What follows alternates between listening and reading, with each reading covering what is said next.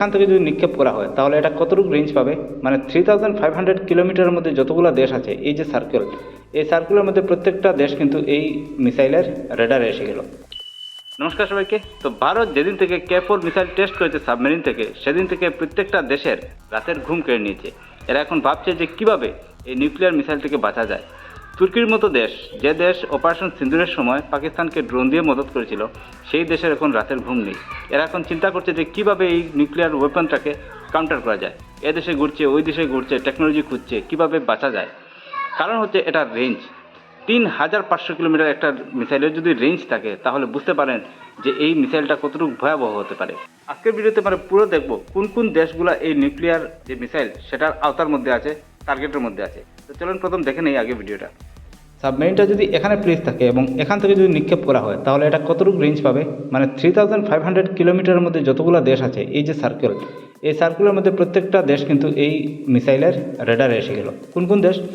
Bangladesh, China, Mongolia, Kazakhstan, Kyrgyzstan, Turkmenistan, Iraq, Iran, Saudi Arabia, Somalia, বিভিন্ন দেশ, অস্ট্রেলিয়ার কিছু একটা পার্ট, এদিকে থাইল্যান্ড, ভিয়েতনাম, মায়ানমার, জাপান, প্রত্যেকটা দেশ কিন্তু এসে যাচ্ছে।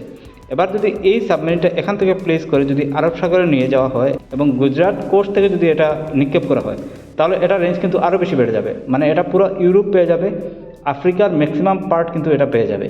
আর এদিকে যদি আনা যায় তাহলে এটা আমেরিকার পার্ট পাবে আর অস্ট্রেলিয়ার পার্ট পাবে। মানে সাবমেরিনটা যত বেশি নেওয়া হবে দেশের পাশে, অত বেশি এটা ডিস্ট্রয় করতে পারবে, অত বেশি রেঞ্জ পাবে। ঠিক আছে, এই জন্য এই সাবমেরিন নিয়ে প্রত্যেকটা দেশ মহাচিন্তাতে আছে এবং এটার কাউন্টার কীভাবে করবে সেভাবে প্রত্যেকটা দেশ এবার চিন্তা করছে। তো আমরা দেখলাম কেন এই মিসাইলটা এত বেশি ডেঞ্জারাস এবং পৃথিবী জুড়ে এই মিসাইলের চর্চা কেন হচ্ছে এবং শত্রু দেশগুলো কেন ভয়ের মধ্যে আছে। আসলে ভারত এতদিন নিউক্লিয়ার মিসাইল ল্যান্ড থেকে বা স্থল থেকে নিক্ষেপ করতে পারতো, আকাশ থেকে নিক্ষেপ করতে পারতো, কিন্তু জল থেকে বা সাগর থেকে নিক্ষেপ করার ভারতের কাছে কোনো বিকল্প ছিল না।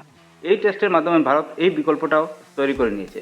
এখন এই যে সার্কুলের মধ্যে আমি দেখালাম যতটা দেশ, প্রত্যেকটা দেশ কিন্তু এই মানে নিউক্লিয়ার মিসাইলের টার্গেটের মধ্যে। এবার সাবমেরিন থেকে নিউক্লিয়ার মিসাইল টেস্ট করা একটা মানে অ্যাডভান্টেজ, যেটা সাবমেরিন সমুদ্রপথে যে কোনো দেশের পাশে নেওয়া যাবে এবং সেই জায়গা থেকে যে কোনো দেশের উপর নিউক্লিয়ার হামলা করা যাবে। এবার বিশ্বকে ভারত একটা বার্তা দিয়েছে। দেখেন, অনেক ক্ষেত্রে আমরা দেখেছি ভারতের উপর নানানভাবে দোষারোপ করা হয়, ভারতকে অনুভাবে মানে কথা বলা হয় বা রাগান্বিত করা হয়। এরা এখন বুঝে নিয়েছে যে ভারতকে এত বেশি রাগানো যাবে না, যে ভারত যে কোনো সময় নিউক্লিয়ার হামলা করতে পারে। যদিও এটা ভারতের নীতির বাইরে, ভারত আগে থেকে কোনো দেশকে নিউক্লিয়ার হামলা করবে না, কিন্তু তার মানে এটাও নয় যে ভারত চুপ থাকবে। যাই হোক, এভাবেই এগিয়ে যাক আমাদের ভারত।